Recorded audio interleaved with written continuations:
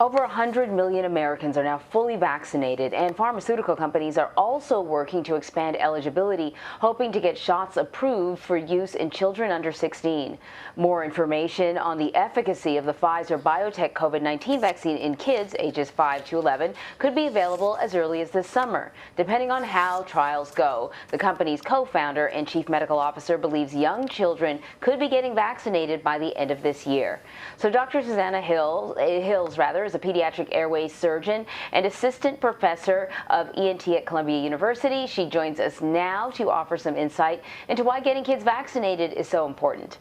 So Dr. Hills, a new research published in JAMA took a look at school children in Israel, and it found that kids up to the age of 9 are unlikely to spread the coronavirus in school, while reopening middle and high schools could be a bit riskier. Explain why that might be, and also just why getting a COVID shot approved for kids is so important in the fight against COVID-19. This is a really interesting study, Anne-Marie, and it does reflect some of the same things that we saw in our own data that we analyzed from schools in the U.S., from places like North Carolina and Wisconsin, where we saw that school transmission amongst young children was incredibly low. What we saw in the United States is that places that were using those protective measures like social distancing and masking were incredibly well protected. So that is one of the key factors in the data we have from the US. What we don't know about this data from Israel is what kinds of protective measures were used. So it's a little bit hard to know what differences there were or weren't between what was going on in Israel versus what we've seen here in the U.S. Certainly here in the U.S., protective measures have been really important. We also don't know exactly how the immune system of small children versus adolescents and adults reacts differently, responds differently to the virus. It does seem throughout the pandemic that younger children have been less affected. But then when we see more and more cases of this B117 variant that's now become dominant, we're seeing more and more cases among kids. And certainly across the country here in my own hospital, in my own practice, I've seen children becoming ill and some becoming severely ill. So it's hard to know. We do believe small kids are more protected, but we do believe those protective measures have played a significant role in keeping kids safe in school. So Dr. Hills, as you know, last month, Pfizer requested that the FDA approve its 2-dose vaccine for emergency use in kids ages 12 to 15. The company made a similar request with EU regulators a few days ago. Why is the FDA taking longer to approve for this age group than it did for those kids over 16? Yeah, Vlad, it's really important that they take their time with this and be absolutely sure that giving vaccines to the smaller kids is safe.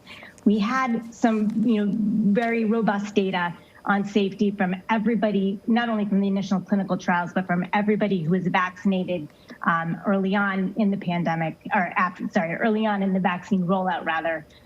And we found it to be incredibly safe. We also found in the studies that were done in people who were older teenagers that the vaccine was incredibly safe.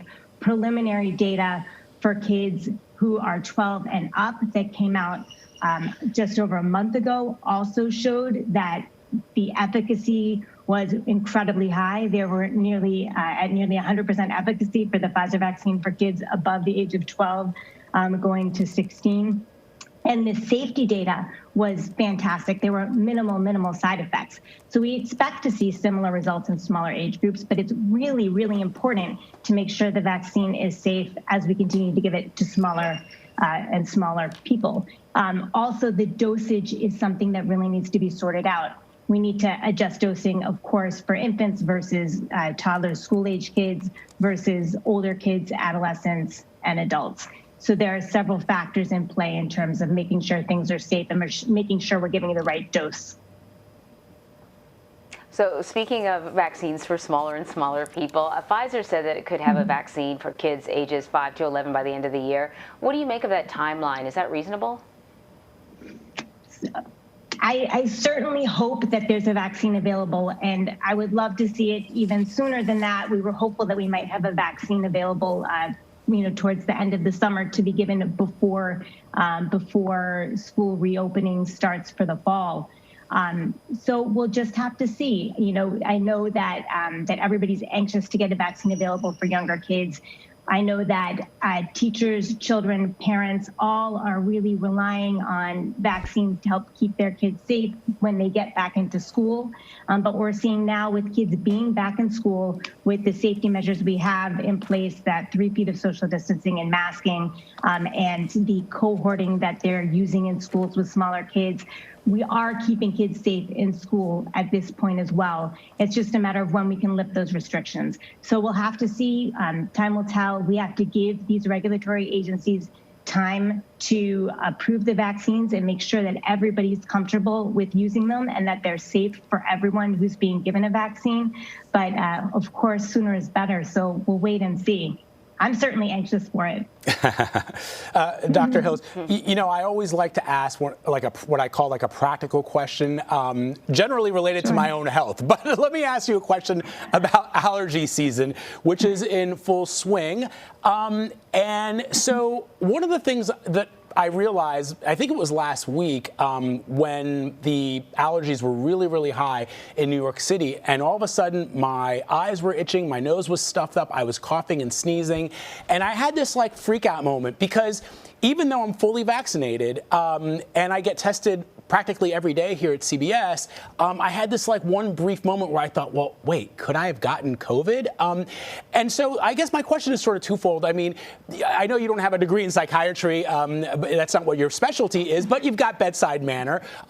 It's about the psychology of this pandemic that we've been living under for a year and a half. And I know the vaccines are protecting me. I know they protect those who are vaccinated, but there's that little bit, that sort of little monkey that walks around in your brain going, well, what if it is? What if it is? What if it is? How do people deal with that? And should people at all be worried about getting vaccinated if their allergies are really, really high? Vlad, you are not alone. I think all of us throughout this entire pandemic have developed a really heightened sense of symptoms. It's, a lot of people are experiencing anxiety for sure as a result of what's gone on in the last year. And people are in high vigilance for their own symptoms, and it's normal, totally normal.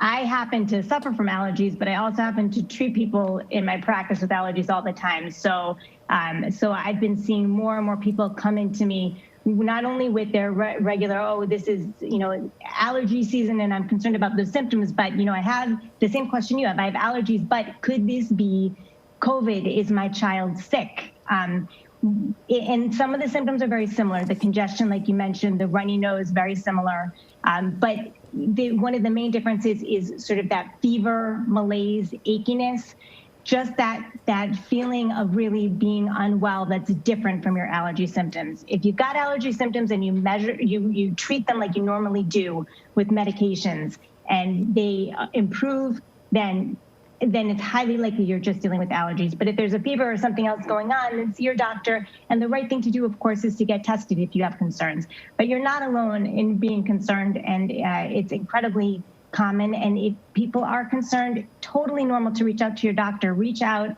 and ask us, and we can help you sort that out. I think that the best purchase I made, Anne-Marie and Dr. Hills, over the course of the pandemic was a thermometer, because as soon as that starts to happen, pop that old thermometer in, and I realize my lizard blood is below 98.6 as normal, and it's phew, okay. And that's what sort of kept me sane throughout the last year and a half. That's exactly right. That's the advice I give my patients. Take your temperature and see if you have a fever. Yeah.